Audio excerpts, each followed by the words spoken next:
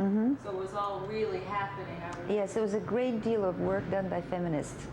And I felt very close to that, and I was very influenced by the approach because, see, I had done theater for 2 decades before that, and I had my own company, and we did, here in Los Angeles, I had an improvisational group called Instant Theater, and we did a sort of total theater, which was extremely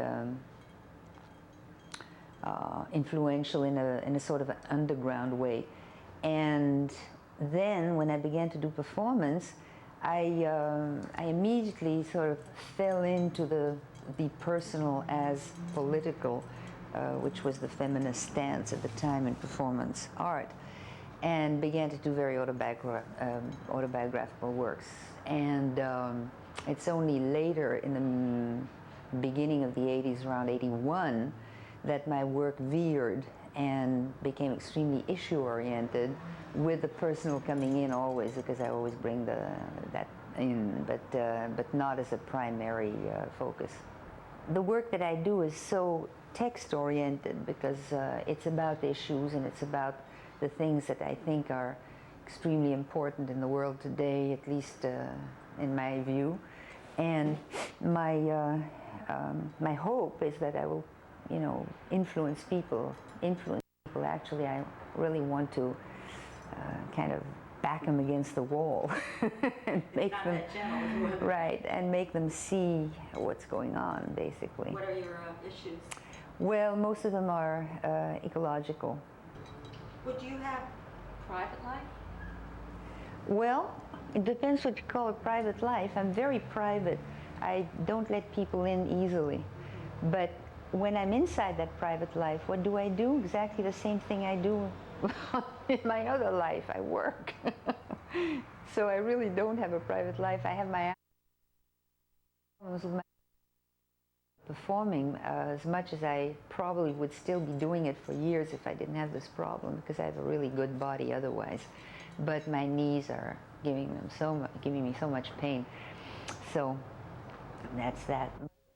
And as part of the performance, I said to the audience, after placing myself in a huge heart of little red votive lights, because again it was about also about love and sex, the piece.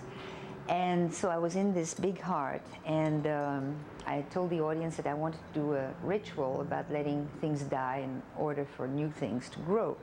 And then a woman came, and very ritualistically, while a sutra was being recited as a voiceover, she shaved off all my head. And at the time I had hair, big mane of hair, like down to here. It was amazing. It took like 10 years off my life, right off the bat.